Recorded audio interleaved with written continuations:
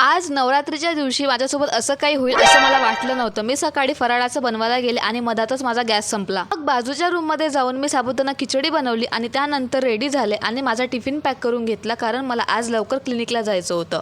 आणि त्यात माझी रूममेट तिची बॉटल घरीच विसरली, तर तिला मी खाली नेऊन दिली। आणि या मॅडमचा चप्पल न लावायचा आणि काही न खाण्याचा उपवास आहे। मग मी माझं सामान घेऊन क्लिनिकला आले आणि इथे मी आयुषीची मस्त मसाजच्या नावाखाली धुलाई करत होते। याच निमित्ताने मी माझा हात साफ करून घेतला, थोडंफार काम केलं आणि आज उपवास असल्यामुळे मला जास्तच लवकर भूक लागली होती, तर मी नाश्ता करून घेतला। टिफिनमध्ये साबुदाणा खिचडी आणि जिरा आलू होते। त्यानंतर मी काही शूट नाही केलं, सरळ रूमवर आले आणि सुहानीला आज कोणीतरी सांगितलं होतं की आमच्या एरियामध्ये गरबा होणार आहे। रुको जरा सबर करो।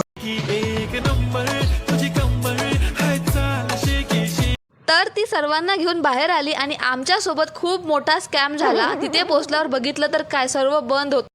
गरबा तर सोडा, तिथे एक माणूस पण नव्हता। अशा प्रकारे आमचा खूप मोठा पोपट झाला। तर भेटूया नेक्स्ट व्लॉगमध्ये। Okay, bye.